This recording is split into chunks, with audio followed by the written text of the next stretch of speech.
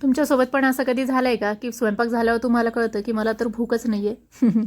आज तसंच काहीसं माझ्यासोबत झालं. तर चला मी तुम्हाला पुढे सांगतेच. तर सकाळी उठल्यापासून स्मिराचं दूध पिण्यासाठी गडबड चालली होती, कारण तिला ही कोरियन चॉकलेट खायची होती जी आहोंच्या कलिगने तिच्यासाठी पाठवली होती, जे की राईस पासून बनलेले होते. हे कोरियन्स प्रत्येक गोष्टीत राईस का वापरता हेच कळत नाही. खाणं तर दूर, कधीही आयुष्यात न पाहिलेली कोरियन चॉकलेट मला टेस्टसाठी दे म्हटलं तर तिने सरळ माझ्या फिलिंग्स अवॉइड केल्या आणि छान आहे मम्मा एवढं सांगून तिने सगळी संपवली.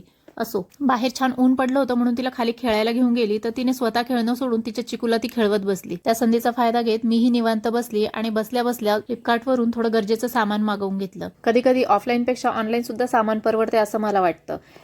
हे मी जे सामान मागवलं होतं ते 9 रुपयात मी मागवलं होतं. 9 रुपयात दही होतं, 9 रुपयात कढीपत्ता, मिरची, अद्रक या सर्व गोष्टी 9 रुपयात मिळाले होते आणि 52 रुपीजमध्ये मला श्रीखंडाचा डब्बा मिळाला होता.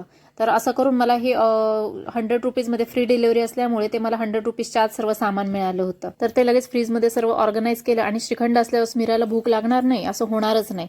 तिला लगेच जेवण देऊन दिलं, मीही जेवण केलं आणि श्रीखंड असल्यामुळे तर तिला तिच्याच हाताने जेवायचं होतं. तर माझंही जेवण लवकर झालं. त्यानंतर तिला पार्लरला मी घेऊन गेले. तसं स्पेशल काही काम नव्हतं, फक्त तिला बाहेर फिरायचं होतं म्हणून मग मी तिला राऊंड मारायला घेऊन गेले. घरी आल्यानंतर तिला झोपवलं आणि माझे छोटे मोठे जेवढे उरलेले कामं होते तेवढे सर्व मी करून घेतले. तर संध्याकाळी स्वयंपाकाचाही वेळ झालेला होता आणि मला भूकही खूप लागलेली होती, म्हणून मग काय करायचं म्हणून मग मी पपई कापली आणि ती खायला लागली.